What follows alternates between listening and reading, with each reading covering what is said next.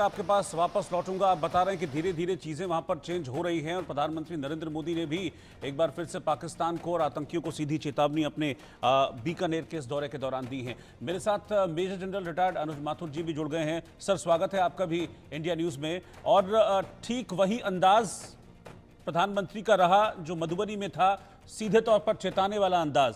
और उन्होंने कहा कि देखिए सिंदूर कैसे बारूद में बदलता है, ये देख ले पाकिस्तान। और इसको, उस बारूद की गर्मी पाकिस्तान ने महसूस कर भी ली 6 और 7 मई के दरमियानी रात। अब आतंकी वारदातें करोगे तो फिर ऐसा ही बारूद और बरसेगा। रोहित बिल्कुल ठीक कह रहे हैं आप। देखिए, प्रधानमंत्री की ये जो भाषा होती है, जो टोन टेनर एंड कंटेंट है प्रधानमंत्री की स्पीच का, वो इस बात को साफ दिखलाता है कि आपका कोई एक बहुत बड़ा एक ऐसा लीडर बोल रहा है जिसने अभी अभी कोई युद्ध जीत करके आया है। और वो जो जो उनकी एक एक बात होती है उसका पूरा मैसेज सिर्फ पाकिस्तान को नहीं जाता है। रोहित, मेरा ये मानना है कि उनकी बहुत बातों के मैसेजेस बहुत जगह जा रहे हैं, पूरे विश्व में वो मैसेज जाता है। एक एक शब्द उनका जो है वो, मेरे हिसाब से मेरा मानना ये है कि उनका काफी नापातुला और बिल्कुल इम्पैक्टफुल वर्ड्स होते हैं। अब जैसे उन्होंने साफ कहा कि सिंदूर कब बारूद में बदल जाएगा, उन्होंने ये कहा। देखिए, सबसे बड़ी बात जो हमेशा वो कहते हैं वो ये है कि जो पाकिस्तान का जो न्यूक्लियर सेबर रैटलिंग का जो होक्स था, एक बहुत ब्लफ था, उसको कहीं ना कहीं हमने पूरी तरह से ध्वस्त कर दिया है। और यही वजह है कि हमारे प्रधानमंत्री जहां भी जाते हैं वो बाकायदा खुले शब्दों में पाकिस्तान को चेतावनी देने वाली परिस्थिति में है। और मैं एक बात बताना चाहता हूं रोहित, कि ये चेतावनी नहीं है, ये पाकिस्तान भी इस बात को समझता है, पाकिस्तान की आवाम इस बात को समझने लग गई है कि जो प्रधानमंत्री कह रहे हैं भारत के, उसको वो करके दिखाते हैं। वो 6-7 के दरमियानी रात जिसके बारे में आप बात कर रहे थे, उसमें तो हमने उनको ट्रेलर उनको बताया था कि हम क्या कर सकते हैं। और उसके बाद जो हुआ है, वो जो उन्होंने किया उसका रिटेलिएशन था। तो जो उसके बाद हमने उनके एयर डिफेंस रिसोर्सेज को पूरी तरह से न्यूट्रलाइज किया और उनके 11 मेन जो एयरपोर्ट एयरफील्ड्स हैं, जो जहां से वो अपना F-16 और ये जो इंपॉर्टेंट उनके फाइटर जेट्स को उड़ाते हैं, वो तमाम एयरफील्ड्स हमने एक रात में ब्रह्मोस मिसाइल के प्रहार से खत्म कर दिए। ये कोई छोटी मोटी बात नहीं है, ये बहुत बड़ी, मेरे हिसाब से एक बहुत बड़ी विजय रही और एक बहुत बड़ा मैसेज पूरी दुनिया को गया कि हम अपने आपके साथ कार्रवाई कर सकते हैं। उसके बाद हम एक न्यूक्लियर देश, सुबह भी मैंने रोहित आपको बोला था, एक न्यूक्लियर देश जिसके साथ एक और न्यूक्लियर देश खड़ा है, बावजूद उसके हम आपके ऊपर हमला करने के लिए तैयार हैं। और वो बात उन्होंने करके दिखाई। और तीसरी बात यह है कि हमने अपने जो इंडिजिनस टेक्नोलॉजी डेवलपमेंट और इंडिजिनस वेपन सिस्टम डेवलपमेंट का एक बहुत जबरदस्त मुजाहिरा किया।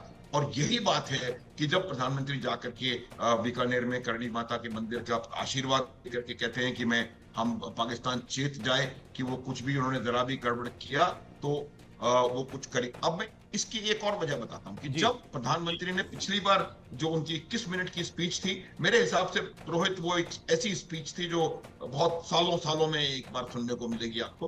उसमें उन्होंने 3-4 बातें बिल्कुल साफ कह दी थी। पहली बात जो उन्होंने कही थी कि किसी भी प्रकार का जो टेररिस्ट एक्शन होगा भारत का, that will be taken as an act of war.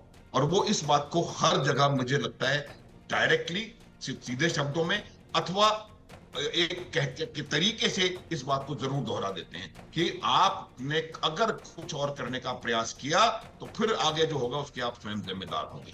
ये बात बिल्कुल ठीक, हम युद्ध नहीं चाहते, लेकिन आप साथ के साथ हम आतंकवाद भी नहीं चाहते, ये बिल्कुल क्लियर कर दिया है। और दूसरी बात उन्होंने कह दिया है कि भाई बातचीत नहीं, टॉक, ट्रेड एंड टेरर, ये 3 चीज एक साथ नहीं चल सकती। बिल्कुल, ये बिल्कुल साफ शब्दों में उन्होंने कह दिया है। और इससे और एक जो इंपॉर्टेंट बात जो मुझे लगा कि उनकी स्पीच की एक इंपॉर्टेंट बात थी, उन्होंने ये कहा था कि अगर आपने कुछ और गड़बड़ करी तो पाकिस्तान सामरिक और आर्थिक दोनों रूप से सफर करेगा। तो ये बात बिल्कुल साफ है कि जो उनका उनका जो जो रिस्पॉन्स था, जो हमारे भारतवर्ष का रिस्पॉन्स रहा है 22 अप्रैल के बाद, एक ग्रेजुएटेड रिस्पॉन्स था। और उन्होंने फिर उनको पाकिस्तान को चेता दिया है कि हम हर वो कदम उठा सकते हैं जो कि आपको आर्थिक रूप से तबाह कर सकता है, बर्बाद कर सकता है। उसमें कहीं ना कहीं हो सकता है एक हिंट ये हो कि हम कराची बंदरगाह को ब्लॉक कर देंगे, तो बिल्कुल उनकी कमर टूट जाएगी। तो ये एक बहुत, मेरे हिसाब से बहुत पावरफुल और बिल्कुल straightforward hard hitting speech थी, जो कि पाकिस्तान को अगर सही मैसेज गया है तो मुझे लगता है कुछ सुधार होने का अगर संभावना है तो देखते हैं।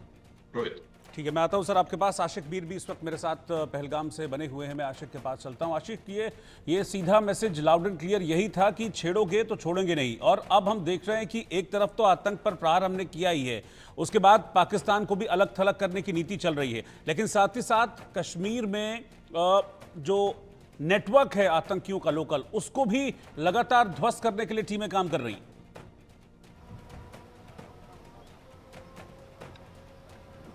देखिए रोहित, बिल्कुल पाकिस्तान की तरफ से हमेशा से ये कोशिश की गई है कि जम्मू कश्मीर में प्रॉक्सी वॉर के तहत जो है यहाँ पर आतंकियों को ज्यादा से ज्यादा धकेला जाए। और बीते कुछ दिन पहले भी हमने देखा था कि किस तरह से पाकिस्तान की सेना वहां पर आतंकियों के साथ मिलकर पीओके के इलाके में घुसपैठ करने की कोशिश की जा रही थी। और लगातार जिस तरह से सीज फायर का वॉयलेशन हो रहा था, युद्ध विराम का उल्लंघन हो रहा था, और तो उस दौरान भी काफी ज्यादा इनपुट था कि आतंकी जो है घुसपैठ करने की कोशिश लगातार कर रहे थे। लेकिन इन आतंकियों का मुकाबला करने के लिए सुरक्षा के कड़े इंतजामात पूरे जम्मू कश्मीर भर में रखे गए हैं। खासतौर पर जो लाइन ऑफ कंट्रोल के एरियाज है वहां पर भी जो है सुरक्षा बढ़ा दी गई है। और इस समय जिस जगह पर हम पहलगाम में मौजूद है, यहां पर भी लगातार कॉम्बिंग ऑपरेशन जो है सुरक्षा बलों का चल रहा है, जिसमें इंडियन आर्मी के पैरा कमांडोज, हेलीकॉप्टर सर्विसेज और ड्रोन सर्विलेंस जो है इन घने जंगलों में रखी गई है, ताकि जो आतंकी यहां पर छुपे हुए हैं उन्हें जल्दी से जल्दी न्यूट्रलाइज किया जाए।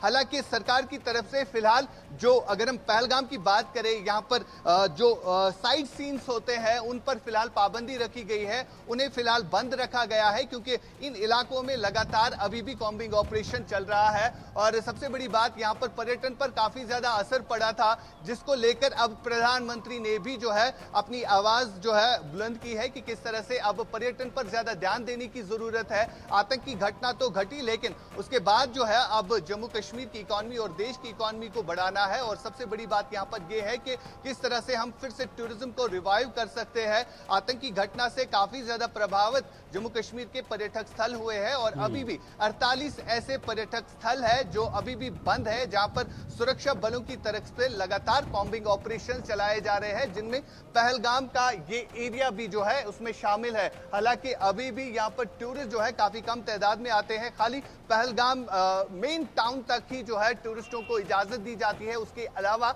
जाने की इजाजत नहीं है। अभी भी साइड सीन जो है बंद है, क्योंकि सुरक्षा बलों की तरफ से लगातार इन एरियाज में जो है कॉम्बिंग ऑपरेशन चलाया जा रहा है। और जिस जगह पर हम मौजूद है, यहाँ से बैसरन का एरिया जो है बिल्कुल इन पहाड़ियों के पीछे पड़ता है। 4 किलोमीटर दूर वो एरिया है जहां पर अभी भी सैनिटाइजेशन चल रही है।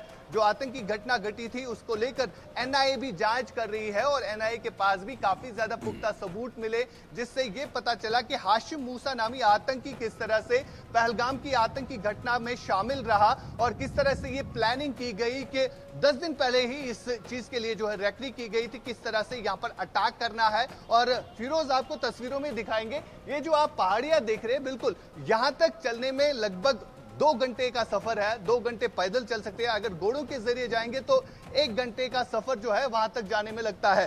तो 10 दिन पहले ही इस हवाले से रेकरी की गई थी, जिस तरह से अब एनआईए में जांच में जो पता चल रहा है। और कई सारे जो अभी भी डिटेन हुए हैं, जिनसे पूछताछ की जा रही है, चाहे वो घोड़े वाले हो, चाहे वो होटलियर हो, तो इनमें से कई सारे लोग जो है अभी भी पुलिस और एनआईए के पास है, जिनको पूछताछ के लिए ले जाया जा रहा है। और कई सारे ओजीडब्ल्यूज जो है गिरफ्तार हुए हैं, जिन्होंने इन आतंकियों को लॉजिस्टिक सपोर्ट जो है दिया था। फिलहाल लगातार पहलगाम के इन घने जंगलों में कॉम्बिंग ऑपरेशन चल रहा है, और इसके चलते जो टूरिज्म यहां पर काफी तरह से हिट हुआ है, उसको चलते भी जो है अब कहीं ना कहीं प्राइम मिनिस्टर की तरफ से यह कहा गया है कि टूरिज्म को फिर से रिवाइव करने की जरूरत है। रोहित, ठीक है, आप साथ में बने रहिए। जनरल माथुर भी इस वक्त साथ में है। और क्या कुछ बड़ी बातें कही हैं प्रधानमंत्री मोदी ने अपनी स्पीच के दौरान, जो उन्होंने बीकानेर से दी और पाकिस्तान और आतंकियों को